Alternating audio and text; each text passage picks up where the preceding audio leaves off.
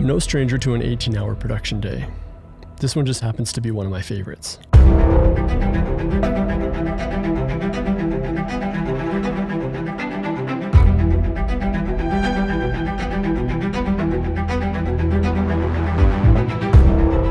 My name is Charlie Voris, and I'm going to tell you a little bit about my process of making my short film, CATHEXIS. This project didn't follow the typical sequence that I often go through to make a film. I made it on a whim. I had an idea and I just ran with it. Now, I own a production company, so I have a fair amount of gear and a system in place that allows me the freedom to explore haphazard ideas.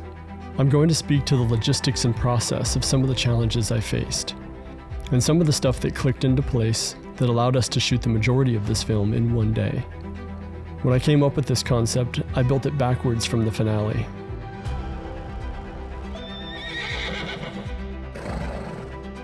I specifically wrote it for my friend Soli. Had she not been interested, I simply wouldn't have made it. I didn't have auditions for the other roles either. I had Sam and Abby in mind specifically as well. That posed the first major challenge. Sam lives in Phoenix and Abby lives in San Antonio. Soli and I both live here in the same town in Central Washington, and being a self-financed independent film, I wasn't going to be able to afford more than one very ambitious production day. So in the name of art, I put most of my eggs in one basket and I picked a day on the calendar.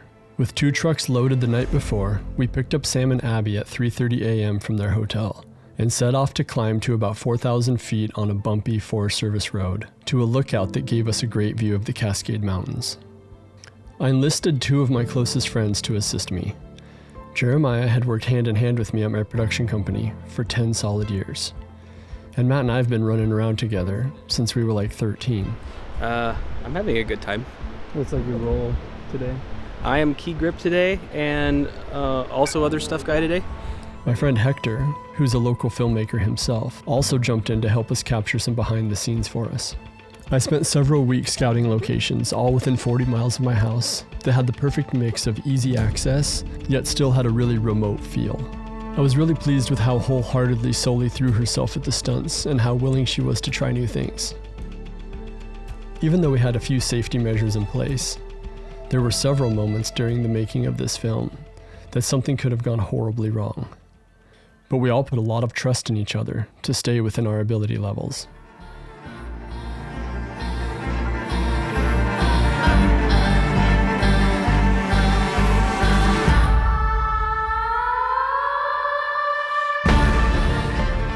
Sam and Abby are both professionally trained dancers. It was important to me that they had that skill set, as I'm not a choreographer. I can give suggestions of what I think might look cool, but they brought the confidence and the technique. I gave them both a lot of autonomy to explore different movements. One of the things that I really enjoyed about this film was how collaborative everything was. We all brought our own energy and expression to it. This film was put together with a really basic kit. Let's get a little music up in here. I shot the majority of the film on my Canon 1DX Mark III, mounted on my Fig rig. The Fig rig is basically the opposite of a gimbal. Rather than dampening the movement of my hands and arms, it accentuates it.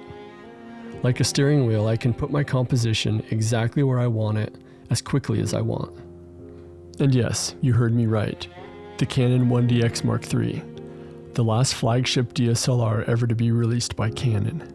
I know many of you are probably thinking that that camera is old and outdated. And I suppose by some standards you're right. But I would also be one of the first people to show up and go to bat for that camera. But I'm going to save that topic for a future video. Speaking of future videos, I suppose this would be a good time to mention subscribing to this channel. For lenses, I use the Tamron 2470 G2 with vibration compensation. And for a few shots, I use the Tamron 15600 G2. I should also probably mention that I'm on the Tamron Image Masters team. I've had a close working relationship with them since 2013. Other than one drone shot and one underwater scene, I shot the whole film on those 2 lenses. I really like shooting on mid-range zooms. My shooting style leans into spontaneity.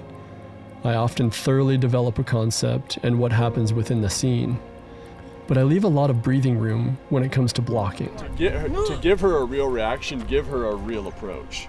Okay. Like, come in like kind of hard. Like. Yep.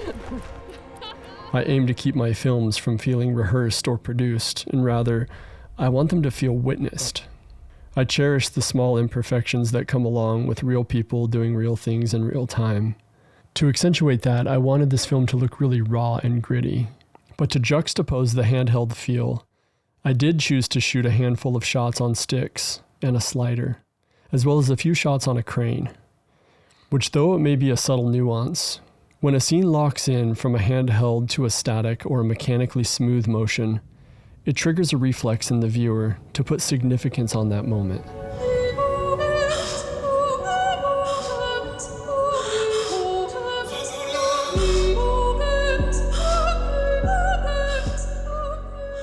As filmmakers, this is the art, using the tools and techniques to take the viewer on a journey through an experience.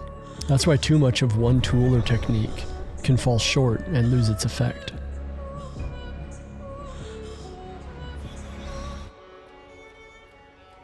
By the end of the day, we had hit 9 locations over the course of 18 hours. And in hindsight, I believe that packing all these scenes into one epic day helped the overall piece.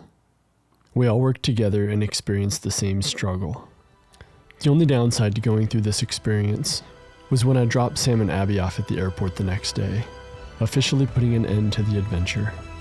I continued over the next couple months shooting one-off scenes with just Soli and me. Putting this film together definitely reminded me the love I have for filmmaking.